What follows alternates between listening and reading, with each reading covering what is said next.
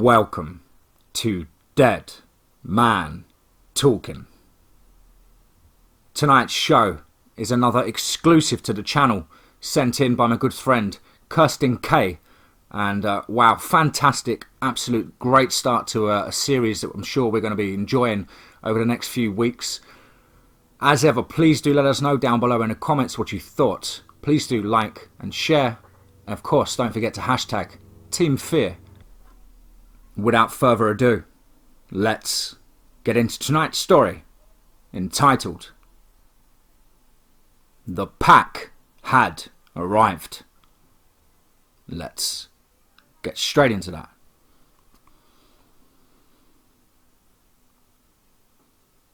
The Smith Werner Logging Company's caravan made its way into the cold northern forest of Saskatchewan, following the course of the river into an area that had been seen by few civilized men, cutting paths through the underbrush and felling trees to float back down the river from whence they had came from, for a hefty profit once the trip was completed. At the core of the caravan is a small group of tree markers and surveyors, along with a large diesel flatbed loaded with logging supplies. Their job was to go ahead of the main caravan and survey the land, mark profitable timber, and determine the best route to follow upriver. Cameron, the foreman, was a stout man, not overly tall or wide, but modestly built. He had taken this job after a stint with the US Army Rangers as a paratrooper in the First Iraq War, and had a reputation as a fair man, but not one you should cross. All day he had felt nervous. Tensions were high, beer was low, and after 2 months the men were tired and dirty and getting down to canned beans for dinner. But they had their orders, and as a former Army Ranger, he was determined to see them through. They had to reach a certain bend in a river, mark a trail and any profitable lumber, and then return to the main logging camp downriver. Everyone was itching to finish this journey and enjoyed a nice paycheck, and it was all he could do to keep the 5 men with him in line. He pondered these thoughts as well as his wife and son at home, and couldn't help but to let his mind drift a little to thoughts of them.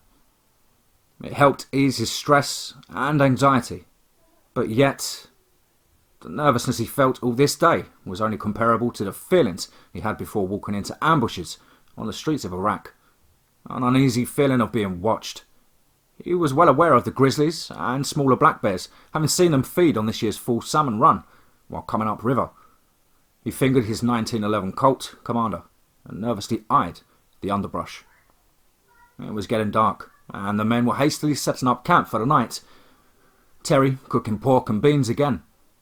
Billy, a young man, was laying down the last of the firewood, while Joe and Steve put up their military standard cloth tent for the men to sleep in.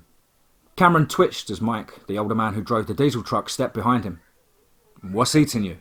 said Mike. "Something about this place. It makes me feel uneasy," Cameron replied, not turning around to face Mike. "The same feeling I had in Iraq before half of my squad was wiped out in a sniper's ambush on the streets of Kuwait.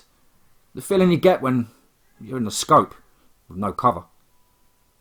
"Not too many insurgents in the North Woods of Canada," Mike laughed.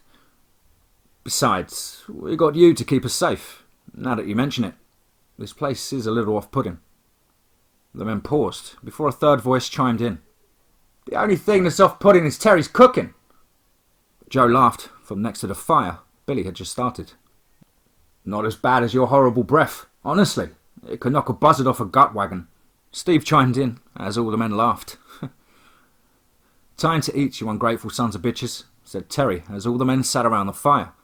Cameron sat mind drifting later on as he thought of his son and wife at home and how happy he'd be to see them.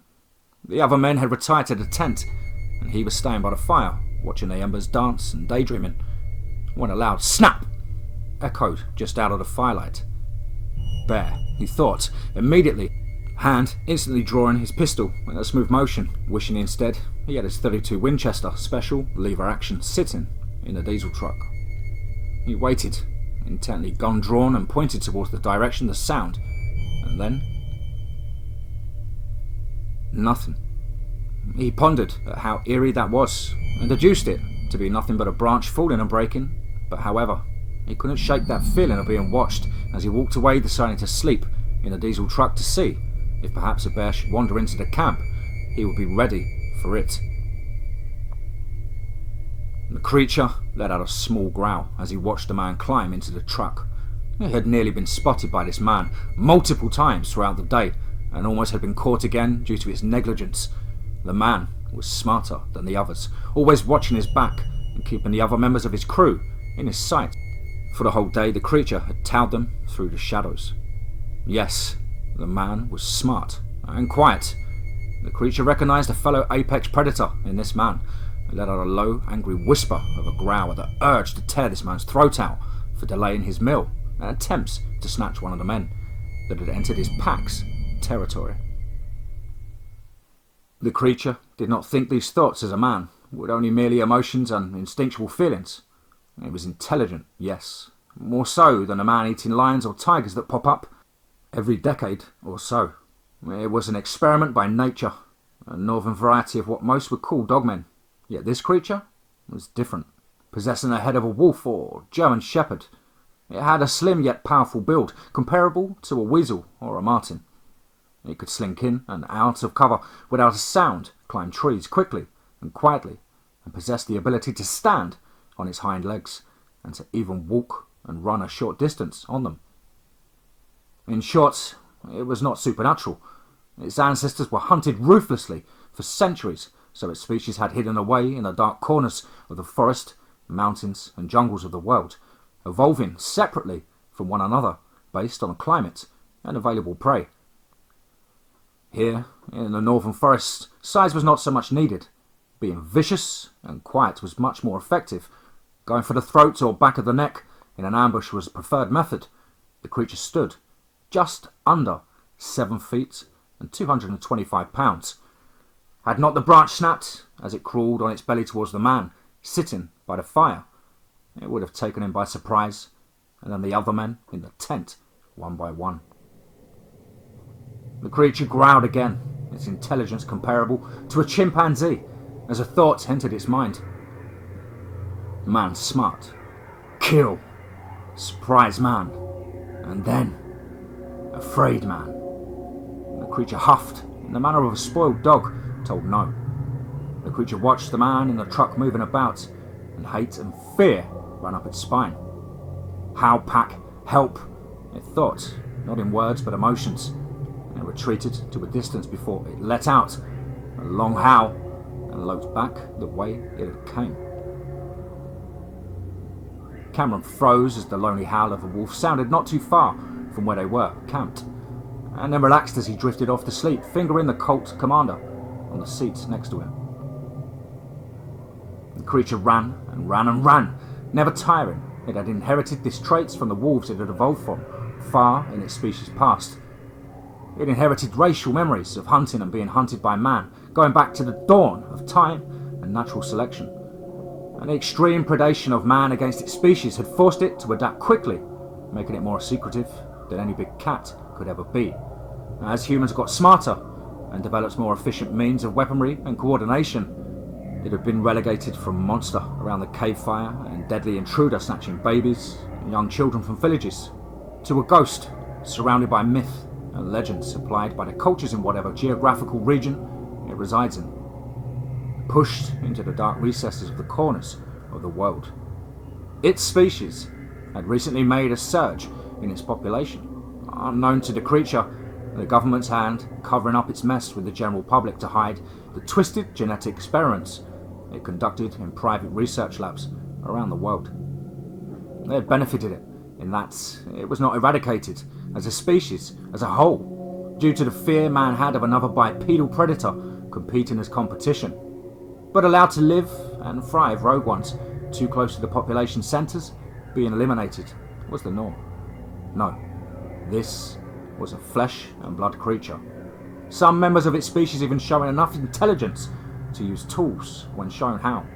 And, from behind the bulletproof glass in labs, "Goddamn wolves with knives," said one of the upper echelon military personnel, commenting on its capabilities as a weapon and the applications it could be used for thereof. Due to this near-human intelligence, this particular creature had dealt with humans before and had learned how to hunt them as a pup, so understandably, It was frustrated at the man's wit and keen eyes, almost as if the man knew it was there. It growled in anger, again at its own incompetence and hunger, and then perked up as the sound of leaves rustling ever so slightly, just out of sight.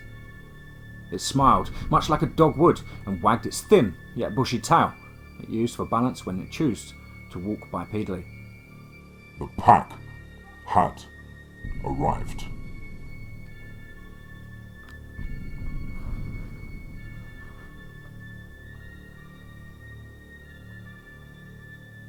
Wow, absolutely fantastic first chapter there to an incredible series, no doubt. Thank you ever so much, Kirstyn.K, for getting in touch and allowing me to exclusively feature that on the channel.